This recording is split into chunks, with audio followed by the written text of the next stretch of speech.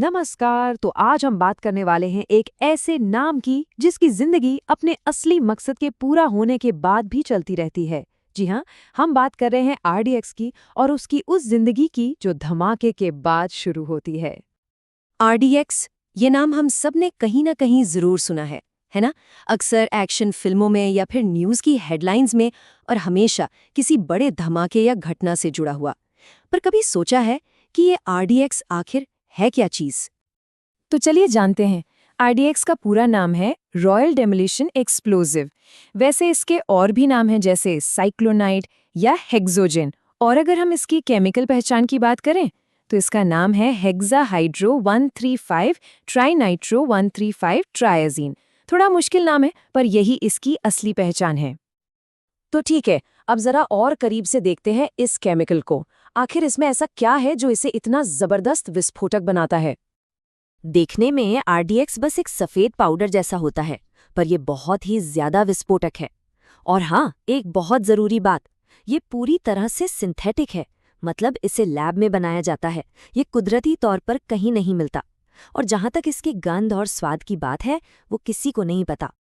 तो फिर इसका इस्तेमाल होता कहाँ है? जैसा कि नाम से ही जाहिर है, इसका मेन काम विस्फोटकों में है। ये एक बहुत ही ज़रूरी इंग्रेडिएंट की तरह काम करता है, और ज़्यादा पावरफुल धमाका करने के लिए इसे अक्सर दूसरी चीज़ों के साथ मिक्स किया जाता है। चलिए अब कहानी में थोड़ा आगे बढ़ते हैं।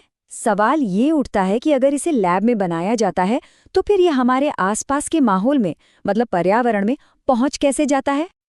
और यही वो सवाल है जो हमें इस विस्फोटक की दूसरी जिंदगी की तरफ ले जाता है। तो आइए देखते हैं कि ये हमारे पर्यावरण में दाखिल कैसे होता है। सबसे पहला रास्ता है हवा।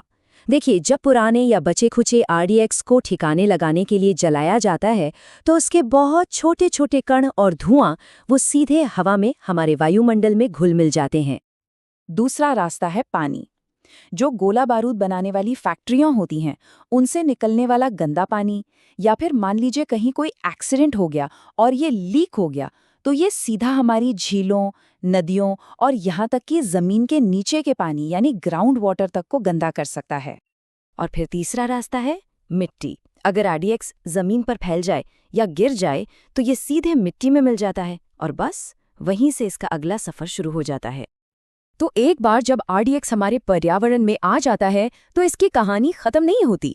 असल में यहीं से तो इसका असली सफर शुरू होता है। देखते हैं इसके बाद क्या होता है। अच्छा, तो मिट्टी में पहुंचने के बाद आरडीएक्स की एक खास बात है, ये मिट्टी के कणों से मजबूती से चिपकता नहीं है। तो इसका नतीजा क्या होता है? नतीजा ये कि ये बड़ी आसानी से रिश्ते रिश्ते जमीन के नीचे पानी तक, मतलब ग्राउंड वाटर तक पहुंच जाता है। और पानी में क्या होता है इसका? पानी में ये बहुत धीरे धीरे घुलता है और उतनी ही धीरे धीरे भाप बनता है। तो इसका सीधा सा मतलब ये हुआ कि ये पानी में बहुत लंबे समय तक टिका रह सकता है।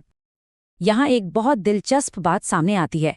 हवा और पानी में आरडीएक्स कुछ ही घंटों में टूट फूट कर खत्म हो जाता है, लेकिन मिट्टी में इसकी कहानी बिल्कुल अलग है।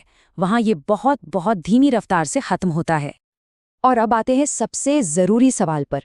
जब ये केमिकल हमारे माहौल में मौजूद है तो इसका हम पर और बाकी जीव जंतुओं पर क्या असर पड़ता है? ये एक बहुत जरूरी सवाल है। क्या आरडीएक्स हमारी फूड चेन यानी खाद्य श्रृंखला में जमा होता है? मतलब क्या ये छोटे जीवों से बड़े जीवों में जाते जाते उनके शरीर में इकट्ठा होता जाता है? इसी प्रोसेस को बायो एक्यूमुलेशन कहते हैं। इसका जवाब थोड़ा दिलचस्प है, पर है बिल्कुल साफ। अच्छी खबर यह है कि आरडीएक्स मछलियों या इंसानों के शरीर में जमा नहीं होता, लेकिन पौधे इसे गंदी मिट्टी से सोख सकते हैं। और इसका मतलब ये हुआ कि ये हमारी फूड चेन में एंट्री ले सकता है पौधों के जरिए। तो आइए फटाफट से पूरी बात को समेट लेते हैं। पहली बात, आरडीएक्स एक बहुत पावरफुल लैब में बना विस्फोटक है। दूसरी बात, ये पर्यावरण में आता है इसे नष्ट करने के तरीकों और लीकेज की वजह से।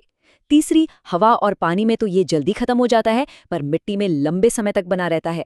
और चौथी और आखिरी बात, ये पौधों में तो जा सकता है पर मछलियों या इंसानों में जमा नहीं होता।